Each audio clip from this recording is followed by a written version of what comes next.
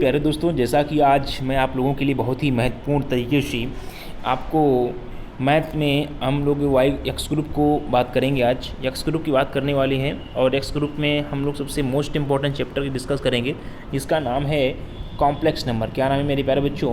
Complex number. हम लोग आज बात करेंगे कॉम्प्लेक्स नंबर की। किसकी बात करने वाले हैं? कॉम्प्लेक्स नंबर की मेरे प्यारे बच्चों। आप सभी लोग अच्छी तरीके से इसके बारे में परिचित होंगे, ठीक है। तो हम लोग जो है बहुत ही जल्द और इसके आज हम लोग फार्मूले देखेंगे और इससे संबंधित जितने भी क्वेश्चन होंगे उसको मैं आपको वाइट बोर्ड में डिस्कस करूँगा, ठीक है। तो ये मैं डिजिटल बोर्ड में बता रहा हूँ इसके फार्मूले, और जो भी इसके क्वेश्चंस होंगे वो आपको वाइट बोर्ड में डिस्कस करूँगा, ठीक है। इस ऑन द स्क्रीन मैं आऊँगा, ठीक है। तो आज हम लोग इसकी बात करते हैं कॉम्प्लेक्स नंबर के फार्मूले की। किसकी बात करते हैं? सूत्र की बात करते हैं। किस तरीके से सूत्र आते हैं आपको याद होने चाहिए। विदाउट फार्मूला आप कॉम्प्लेक्स नंबर में आप अच्छा नहीं प्रदर्शन कर सकते हैं। ये जो चैप्टर है वो फार्मूला बेस्ड है। किस पर बेस्ड है? फार्मूला। ये चैप्टर है वो हमारा पूरी टोटली रूप से फार्मूला क्या है? बेस्ड है। फार्मूला बेस्ड चैप्टर है।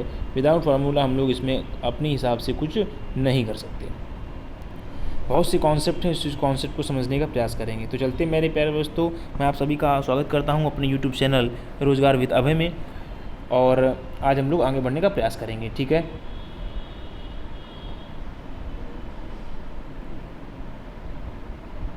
चलिए मेरे प्यारे दोस्तों, देखिए मैं आज आपको बताने वाला हूँ कि सबसे पहले इसमें क्या पूछा जाएगा। देखिए कॉम्प्लेक्स नंबर होता क्या है, तो आपको समझना होगा। पहली पॉइंट यहाँ पर आपको समझना होगा कि कॉम्प्लेक्स नंबर क्या है। देखिए कॉम्प्लेक्स नंबर को बोलते हैं सम्मिश्र संख्या। क्या बोलते हैं? सम्मिश्र संख्या। मैं समझता हूँ इसको लिखने की आवश्यकता नहीं है, ठीक है। हाँ, अब देखते हैं। देखो पहला कॉन्सेप्ट यहाँ पर क्या है, उसको समझने का प्रयास करिएगा। Complex number. कॉम्प्लेक्स नंबर को बोलते हैं सम्मिश्र संख्या, ठीक है, और सम्मिश्र संख्या। अब ये कॉम्प्लेक्स जो नंबर होता है वो दो नंबर से बनता है। किससे बनता है? दो नंबर से बनता है। एक तो होता है रियल नंबर से और एक होता है आपका इमेजिनरी नंबर से, ठीक है। रियल नंबर और इमेजिनरी नंबर से मिल करके क्या बनता है मेरे प्यारे दोस्त? Complex number. कॉम्प्लेक्स नंबर होता है मिश्रित संख्या। अब सम्मिश्र वास्तविक संख्या और इमेजिनरी नंबर मिल करके। अब यहाँ बात आती है कि भाई वास्तविक संख्या तो हमने पढ़ा हुआ है, लेकिन इमेजिनरी नंबर के बारे में हम नहीं जानते, आप बताइए। तो देखिए मेरे प्यारे बच्चों, इमेजिनरी नंबर क्या होते हैं? देखो इमेजिनरी नंबर को हम लोग दिखाते हैं आई से या आई एम से दिखा देते हैं, ठीक है। इसका जो मतलब होता है उसको दिखाते हैं स्मॉल आई से। मैथमेटिकल की भाषा में दिखाते हैं स्मॉल आई से, और अगर अल्फ़ाबेट की बात करेंगे ABCD बात करेंगे कैपिटल आई और शॉर्ट में स्मॉल एम, ठीक है। चलिए, तो ये बात समझ में आई। आपको मैथ में पता होना चाहिए कि आई की जो वैल्यू होती है वो मेरे प्यारे दोस्तों वो अंडर रूट आपका -1 होती है, ठीक है मेरे प्यारे दोस्तों। ये आई की जो वैल्यू इसको बोलते हैं आयोटा। क्या बोलते हैं? आयोटा, ठीक है। आई को हम लोग पढ़ते हैं आयोटा। क्या पढ़ते हैं मेरे प्यारे दोस्तों? आयोटा। हम लोग आई को पढ़ते हैं आयोटा। इसकी जो वैल्यू होती है वो अंडर रूट के अंदर -1 होता है। इसी को बोलते हैं इमेजिनरी नंबर।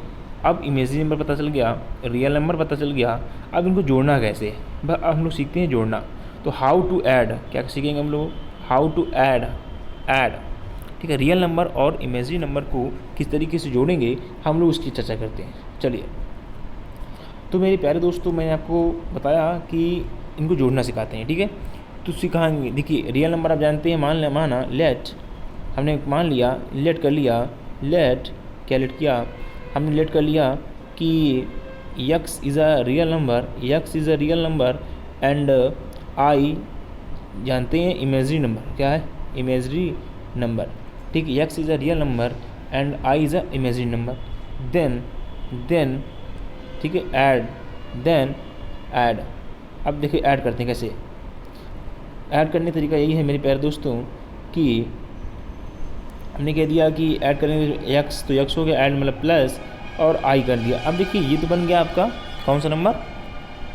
Complex number. ये क्या बन गया? कॉम्प्लेक्स नंबर, ठीक है। देखिए सिंपल सीधा हमने आपको ऐड कर दिया रियल नंबर, और आपको मैंने ऐड किया इमेजिनरी नंबर, और मैंने क्या कह दिया? That is a complex number, that is a complex number, ठीक। कोई बड़ी बात नहीं है, बस केवल ऐड कर दिया।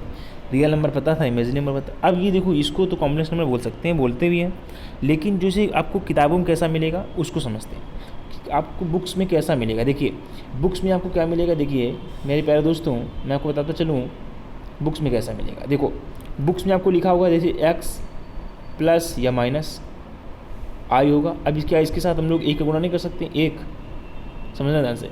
एक होगा, इसको भी तो बोल सकते हैं हम लोग कॉम्प्लेक्स नंबर, नहीं बोल सकते क्या, बोल सकते हैं। अब एक क्या है हमारे पास, आप जानते हैं एक जो है रियल नंबर है, एक्स हमने माना क्या, रियल नंबर माना है।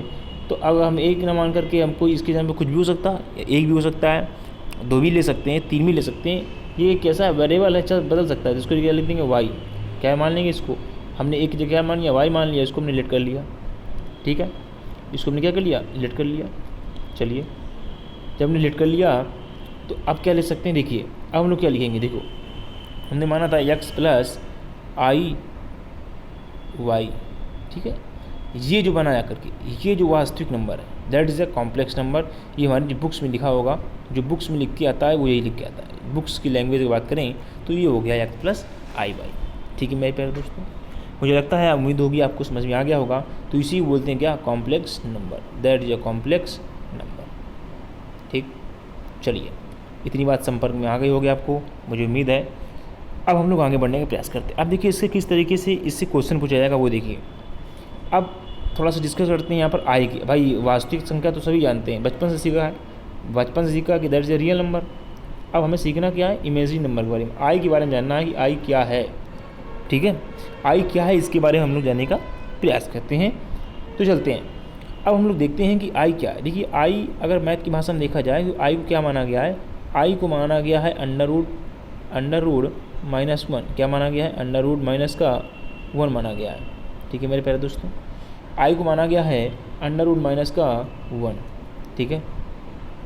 चलिए अब इसके फंक्शन क्या है, अब आई की क्या पढ़ते हैं हम लोग, फंक्शन पढ़ते हैं। आई के हम लोग पढ़ने क्या पढ़ेंगे, फंक्शन, ठीक है, क्या पढ़ेंगे हम लोग, फंक्शन। अब आई किस तरीके से फंक्शन करता है उसको देखिए। आई जैसी है आपको, तो देखिए इसके फंक्शन क्या है, इसका फंक्शन पहला है पावर के रूप में, कैसा फॉर्म है, पावर फॉर्म में, पावर के फॉर्म में कैसा होगा, देखिए पावर आई में किस तरीके से पावर, किस तरीके से क्वेश्चन आएगा वो देखिए। लिखा हुआ आई की पावर 0, आई की पावर 1, ठीक है, आई की पावर 2, ठीक है, और आई की पावर 4, इस तरीके से आपको फंक्शन पूछा जाएगा। तो आप सभी जानते हैं कि पावर 0 का मान जो होता है वो क्या होता है, 1 होता है। भाई कोई भी नंबर हो उसके अगर पावर 0 लगा उसका मान क्या होगा, 1 होगा। हमने कह दिया 4 की पावर 0, इसका मान क्या होगा, 1 होगा। हमने आपसे कह दिया 50 की पावर 0, इसका मान क्या होगा, 1 होगा। तो कोई भी नंबर हो उसके अगर पावर 0 है तो उसका मान क्या होगा, 1 होगा, ये आपको याद रखना होगा। चलिए ठीक है, तो इसी तरीके से हमने आई पावर 1 पूछा तो आई पावर 1 मतलब आई को एक ही बार गुना आई हो गया। हमने आई स्क्वायर पूछा तो आई स्क्वायर में क्या होता है, माइनस का 1, ये आपको याद रखना होगा, ठीक है, माइनस का 1 हो गया। आई की पावर 4 पूछा तो क्या हो गया, 1 हो गया, ठीक। तो ये आपको नंबर याद रखने होंगे मेरे प्यारे दोस्तों।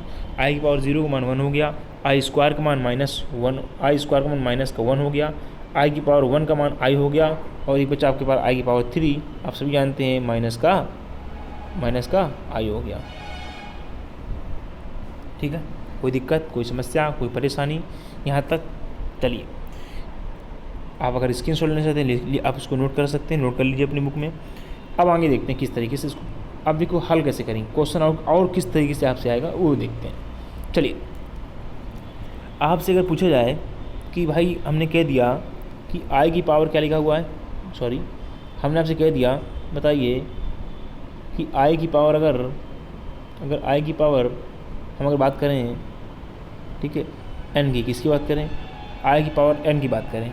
चलिए ठीक है, अब इसको कैसे सॉल्व करेंगे, तो इसको सॉल्व करने के लिए हमें पास क्या होना चाहिए, देखिए आई की पावर एन को सॉल्व करने के लिए हमें जानना बहुत ज़रूरी है कि इसको, देखिए इसको हम लोग क्या ले सकते हैं, हम लोग कभी भी आज इसकी मैं बात करना करूँ, अगर मैं बेसिक बात करूँ, किसकी बात करूँ, बेसिक कॉन्सेप्ट इसमें क्या लगता है वो समझिए। बेसिक कॉन्सेप्ट यहाँ पर यह है कि अगर कोई भी पावर है उसको सॉल्व करना है तो क्या करेंगे, हमेशा उस पावर में 4 का भाग देंगे, किसका भाग देंगे, 4 का, उसमें 4 का भाग देंगे। भाग देने के पश्चात जो रिमाइंडर आएगा, क्या आएगा, रिमाइंडर, क्या आएगा, रिमाइंडर, ठीक है, जो क्या आएगा, रिमाइंडर आएगा, उसको ही हम लोग क्या करेंगे, रिमाइंडर की ही वैल्यू को ही हम लोग क्या मानेंगे, आई की पावर मानेंगे। रिमाइंडर की वैल्यू को क्या मानेंगे, पावर मानेंगे, ठीक है। तो जो आएगा उसमें रिमाइंडर की जो वैल्यू होगी उसको हम लोग क्या मानेंगे, पावर मानेंगे।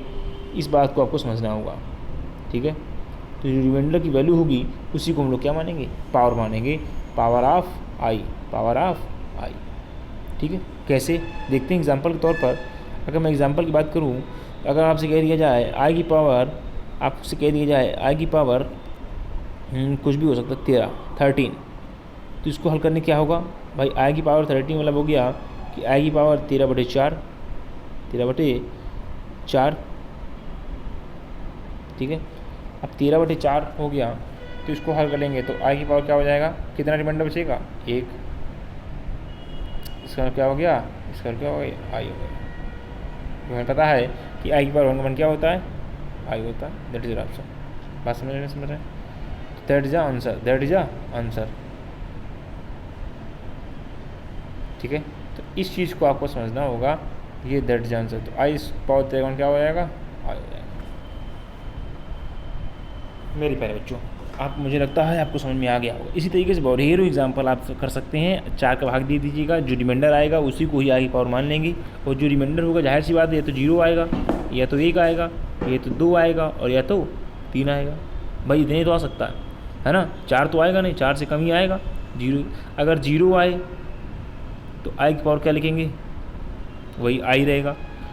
1 आए भाई, आई अगर 0 आएगा तो क्या आंसर होगा भाई, मैंने बताया 1, क्या आंसर होगा 1। आई आएगा, अरे 1 आया तो आई आंसर हो जाएगा। 2 आया तो माइनस का 1, और आई पर 3 आया तो माइनस का आई हो जाएगा। तो इस तरीके से आपको समझना होगा, आपको बता दिया, ठीक। चलिए मेरे प्यारे दोस्तों, आगे बढ़ने का प्रयास करते हैं, समय आ चुका है। कुछ हम लोग महत्वपूर्ण आज बातों को बात करेंगे। देखिए कैसे, कुछ महत्वपूर्ण बातें क्या हैं वो समझिए। कुछ महत्वपूर्ण बातें ये हैं कि अगर आपसे कह दिया जाए, नोट बना के लिख लीजिएगा, अगर कह दिया जाए √a इंटू √b, इसकी वैल्यू क्या होगी, ठीक, इसकी वैल्यू क्या होगी, तो आप तुरंत कह देते हैं बिना सोचे समझे कि इसको हम ये लिख सकते हैं ab।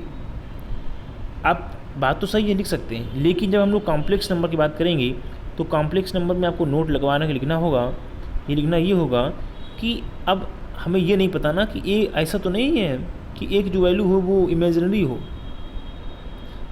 ठीक, या बी की वैल्यू हो वो कैसी हो, इमेजिनरी हो सकती है। तो हम लोग फिर ये लिखना गलत हो जाएगा, तब हम लोग √ab लिखना जो है वो टोटली क्या होगा, टोटली का टोटली वो क्या होगा, वो गलत होगा, क्या होगा, गलत होगा। इफ़ ए जो है अगर रियल है और बी भी क्या है, रियल है, या ए 0 हो जाए या बी 0 हो जाए, और आर लगा दिया है, ए हो जाए या बी हो जाए, ठीक है, तो हम लिख सकते हैं इसको, तब तो हम लिख सकते हैं √ab के फॉर्म में। कहने का मतलब ये हो, ए भी रियल हो और बी भी क्या हो, रियल हो, निगेटिव ना हो, निगेटिव नंबर नहीं होने चाहिए, निगेटिव ना हो, निगेटिव ना हो, तब तो हम इसको √ab लिख सकते हैं। अगर नेगेटिव हो गया तो हम लोग √ab नहीं लिख पाएंगे। बात समझ में आ रही नहीं आ रही, इस बात को आपको गौर करना होगा, ये गौर करने की बात है, ठीक है मेरे प्यारे दोस्तों। चलिए आगे बढ़ते हैं, देखते हैं क्या है। चलिए अब हम लोग तो कुछ बात करते हैं कॉम्प्लेक्स नंबर की, कुछ उसकी विशेषताओं की, हम लोग कुछ अब आगे बढ़ने का प्रयास करेंगे। तो चलते हैं मेरे प्यारे दोस्तों, कॉम्प्लेक्स नंबर आप जान चुके थे। अगर मान लीजिए कॉम्प्लेक्स नंबर आपका लिखा हुआ है स्क्रीन पे, ये x + IB आपकी स्क्रीन पर ये लिखा हुआ, तो आप समझ लीजिए कि x क्या है, आपको समझना होगा x that is real number and b is a real number, ठीक है, and i is a imaginary number, ये आपको समझना होगा, ठीक है। That is a total Holi is a complex number, ठीक, ये अपनी बात समझिए, सीखी और जाना, ठीक है। आपसे पूछ दिया जाए इसी में क्या पूछा जाएगा, आपसे पूछ दिया जाए बताइए रियल पार्ट ऑफ z, इसी को बोलते हैं हम लोग z, क्या बोलते हैं, यही होता है z को दिखाते हैं z बराबर x + IB या प्लस माइनस लिख सकते हैं, ठीक है। तो रियल z पूछ दिया जाए तो क्या लिखेंगे आप, x लिखेंगे, क्या लिखेंगे x।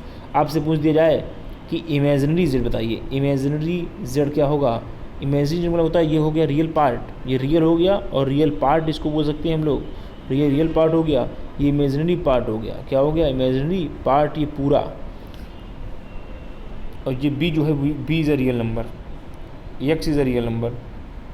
लेकिन पार्ट की बात करेंगे तो पूरा पार्ट हो गया ये जो है रियल पार्ट की बात करेंगे तो ये पूरा इमेजिनरी पार्ट हो गया। ठीक है, तो इमेजिनरी बात करेंगे क्या हो जाएगा, बी। बस में इन चीज़ों को आपको समझना है, छोटी छोटी बातें हैं, आप मुझे पता होगा कि आप जान चुके होंगे इस चीज़ों को। ठीक है, चलिए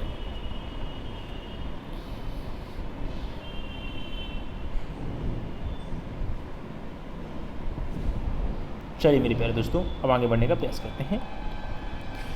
धीरे से हम लोग आगे बढ़ेंगे और अब हम लोग कुछ ऑपरेशंस की बात करेंगे, कुछ ऑपरेशन ऑफ कॉम्प्लेक्स नंबर को थोड़ा जटिलता से जानने का प्रयास करेंगे, क्या है कॉम्प्लेक्स नंबर। ठीक है, चलिए अगर आपसे कह दिया जाए कॉम्प्लेक्स नंबर, इसको जेड से दिखाते हैं, जेड बराबर हमने कह दिया ए प्लस का आई बी। ठीक है, ये कह दिया इसको।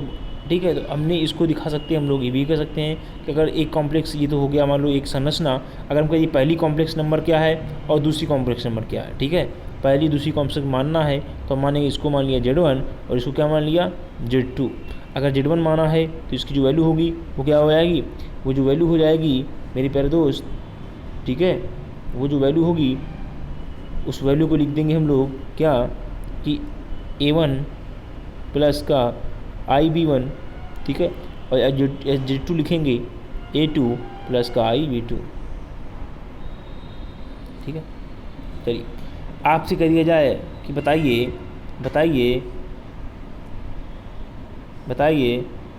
क्या कि Z1 प्लस Z2 क्या होगा, तो क्या आप नहीं बता पाएंगे, इन दोनों क्या कर देंगे, जोड़ देंगे। आपसे पूछिएगा Z1 माइनस Z2 क्या होगा, क्या आप नहीं बता पाएंगे, बता देंगे, इन दोनों को घटा देंगे। आपसे पूछेगा Z1 इंटू Z2 क्या होगा, क्या आप नहीं बता पाएंगे, बता देंगे, भाई गुणा कर देंगे इनका, A1 A2 क्या हो जाएगा, A1 A2 हो जाएगा। ठीक है, और माइनस का B1 B2 एक ब्रैकेट में हो जाएंगे, और प्लस अगर कॉमन ले लेंगे तो A1 A2 और B1 A2, A1 B2 और B1 A2 हो जाएगा, कोई दिक्कत कोई समस्या नहीं होगी। ठीक है, आपसे पूछिएगा Z1 अपॉन Z2, तब भी आप बता ले जाएंगे, भाग दे देंगे दोनों का, तब भी आप आंसर बता ले जाएंगे। ठीक है, बात समझाएंगे। तो ऐसे क्वेश्चन आपसे पूछे जा सकते हैं, आप आसानी से इनका जवाब दे सकते हैं। अगर जोड़ने की बात करेंगे जोड़ देंगे, रियल पार्ट से जुड़ता है और इमेजिनरी पार्ट से जुड़ता है, घटता है, और गुणा तो भी हो सकता है, लेकिन घटने और जोड़ने का काम क्या होता है, रियल से और इमेजिनरी से। मेरी प्यारे दोस्तों, लगता है मुझे आपको समझ में आ गया होगा। आगे बढ़ने का प्रयास करते हैं हम लोग। चलिए आगे बढ़ने से पहले मैं आपको बताना चाहूँगा कि अगर आपसे कह दिया जाए Z1 बराबर Z2 तो क्या होगा, इफ़ माने यदि, इफ़ ऐसा हो। ठीक है, तो समझ लेना मेरे दोस्तों, अगर यहाँ पर Z1 लिख दें और यहाँ Z2 लिख दें मेरे प्यारे बच्चों, तो आप यही कहेंगे कि भाई A1 बराबर होगा A2 के और B1 बराबर होगा B2 के। इफ़ माने यदि कॉम्प्लेक्स नंबर क्या है, कॉम्प्लेक्स नंबर है A1 प्लस माइनस IB1 और A2 प्लस माइनस IB2। अगर ये कॉम्प्लेक्स नंबर है तो ये कंडीशंस होंगी। ठीक है, तो ये कंडीशंस होंगी, A1 A2 के बराबर होगा और B1 B2 के बराबर होगा। मेरे प्यारे दोस्तों, इस चीज़ को आपको समझना है। ठीक है, ये बहुत ही बड़ी बात है, जब तुलना करनी पड़ती है तब हम लोग इसकी कॉन्सेप्ट को बात करते हैं, इसी कॉन्सेप्ट का हम लोग यूज करते हैं जब हम लोग कंपेरिजन करते हैं दो कॉम्प्लेक्स नंबर में। ठीक है, चलिए दूसरा पॉइंट आपको बताना चाहूँगा मैं। अगर आपसे कह दिया जाए जेड कॉम्प्लेक्स नंबर है, जेड इज इक्वल टू हमने कह दिया ए प्लस का आई बी। ठीक है, और हमने कह दिया बताइए इसकी संयुग्मी कॉम्प्लेक्स नंबर क्या होगी, तो संयुग्मी जो होगी जेड बार, क्या दिखाएंगे इसको, जेड बार से जेड बार हो जाएगा ए माइनस का आई बी। ठीक है, चलिए अगला क्या पॉइंट है, आपसे पूछेगा बताइए मापांक क्या होगा, क्या पूछेगा आपसे, मापांक को दी गई कॉम्प्लेक्स नंबर का मापांक क्या होगा, इसको भी दिखाते हैं कैपिटल एम से, मॉडुलस बोलते हैं। एंड और आपसे पूछ देगा एंड इसका पूर्णांक क्या होगा, क्या होगा पूर्णांक। जब आपसे बात करें मापांक और पूर्णांक की, पूर्णांक दिखाते हैं जेड से। ठीक है, दिखा सकते हैं, कोई दिक्कत वाली फिलहाल नहीं है।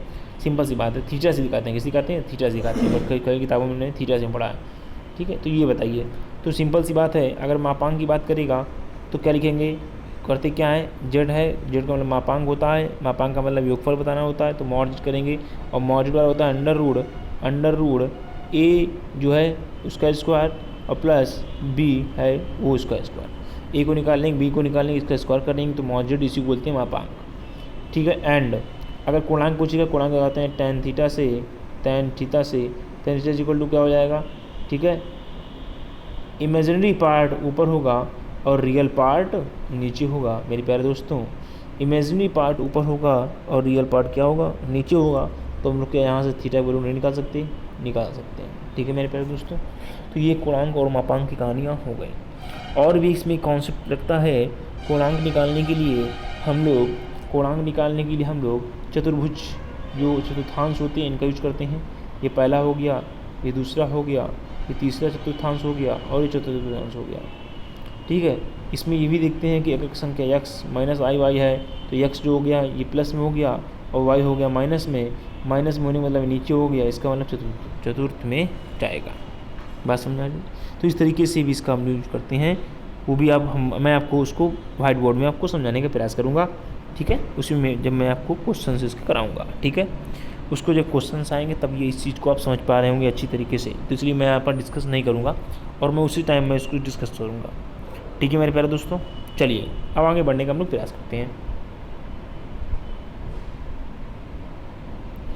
चलिए आपसे कुछ महत्वपूर्ण बातें करेंगे हम लोग। हाँ, एक बहुत ही इंपॉर्टेंट मामला मैं डिस्कस कर लूँ, उसके बाद मैं इस वीडियो को, दो चीज़ें बची हुई हैं और जल्दी मैं उसको करने का प्रयास कर रहा हूँ। देखिए, आपसे अगर पूछ दिया वर्गमूल ज्ञात करना, क्या कॉम्प्लेक्स नंबर क्या निकालना है, वर्गमूल क्या निकालना है, वर्गमूल। अगर आपसे कॉम्प्लेक्स नंबर का वर्गमूल निकालना हो, हमने कह दिया कॉम्प्लेक्स नंबर आपके पास दे रखी है x प्लस आई वाई और उसका अंडर रूट निकालना है किसका, x प्लस आई वाई का हमें क्या निकालना है, अंडर रूट निकालना है। तो कैसे निकालेंगे, तो मेरे प्यारे हमेशा याद रखना कि अगर x का निकाल तो x का और x मान लेते हैं, ये जो आएगा आपका जो x प्लस आई वाई का अगर निकालना है हमें वर्गमूल, तो वर्गमूल निकालने के लिए सबसे पहले आपको क्या याद रखना होगा मेरे प्यारे दोस्तों। अब मान लेते हैं इसका जो वर्गमूल आया हुआ है, क्या आया हुआ है, a plus B, A plus का इसका वर्गमूल आया हुआ है a प्लस का आई बी, क्या आएगा a प्लस का आई बी। अगर यहाँ माइनस होता तो वर्गमूल में जो वर्गमूल निकलता है इसका क्या आता है, a माइनस का आई बी आता। अगर प्लस में है तो प्लस में आएगा आंसर, अगर माइनस है तो माइनस में आएगा, पहली चीज़। अगर हमें ए की वैल्यू निकालना, ए निकलेगा कैसे, ए निकलेगा कैसे, इस चीज़ को समझने का प्रयास कीजिए। ए निकलने का यही तरीका था कि जो यहाँ पर हमें दे रखा हुआ था यक्स, उसको यक्स लिखते, प्लस लगाते, क्या लगाते, प्लस लगाते, अंडर रूट, ठीक है, यक्स स्क्वायर और प्लस का वाई स्क्वायर करते, अपॉन में 2 कर देते और इसका 1/2, मतलब इसका अंडर रूट। ए की वैल्यू निकालने का तरीका यही है, वैल्यू फाइंड आउट करते, वैल्यू फाइंड आउट करने का तरीका यही है कि हम लोग क्या निकालते, हम लोग सीधे निकालते यहाँ पर आपका मीन्स ए बराबर X plus under root X square plus Y square upon 2 की होल पावर 1/2, और यहाँ से हम लोग निकालते वाई की वैल्यू। तो वाई की वैल्यू निकालने के लिए, अरे वाई को नहीं, बी की वैल्यू, किसकी वैल्यू, बी की वैल्यू निकालते।